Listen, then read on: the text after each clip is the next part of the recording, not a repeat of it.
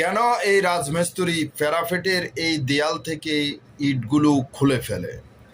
এই ইটগুলো সে সকাল থেকে সন্ধ্যা পর্যন্ত গাঁথনি করেছে কষ্ট করে।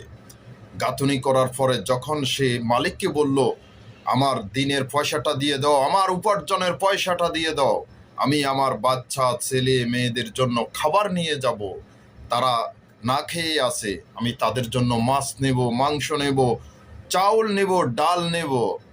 তখনই মালিক বলে যে, না, আমি তোমাকে এখন টাকা দেব না, তোমাকে আমি 3 দিন পরে দেব, 1 সপ্তাহ পরে দেব। তখনই সে রাগে ক্ষোভে নিজের দুঃখে কষ্টে বলে যে, আমি যেহেতু কাজ করেছি, কাজ করি যেহেতু উপার্জন পাই না, সেহেতু আমি এই কাজ রাখবো না, আমি এই কাজ খুলে দেব, আমার কাজ করার প্রয়োজন নাই। যেখানে আমি খেতে পারবো না সেখানে কেন আমি কাজ করব?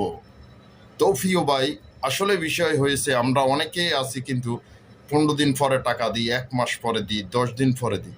আসলে এই কাজটা সম্পূর্ণ ভুল। আপনার থেকে টাকা নিয়ে সে বিল্ডিং করবে না, সে জীবিকা নির্বাহ করবে।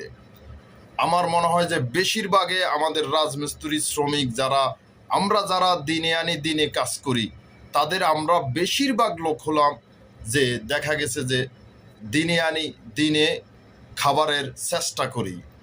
তো আমার অনুরোধ থাকবে, আপনারা যখন কাজ করবেন প্রতিদিনে টাকা দেওয়ার চেষ্টা করবেন।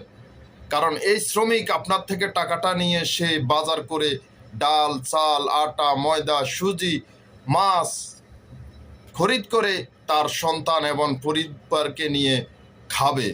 এটাই ছিল তার মূল কাজের উদ্যোগ। এই কারণে সে খুব খুব মনে কষ্ট পেয়েছে। কষ্ট পেয়ে এখন এই দেয়ালটি সে বলে যে, আমি খুলে ফেলবো। কারণ আপনি হয়তো মনে করেন যে এখানে ভুল হয়েছে, আসলে না, ভুল হয় নাই।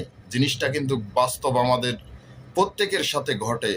আশা করি কথাগুলো বুঝতে পেরেছেন।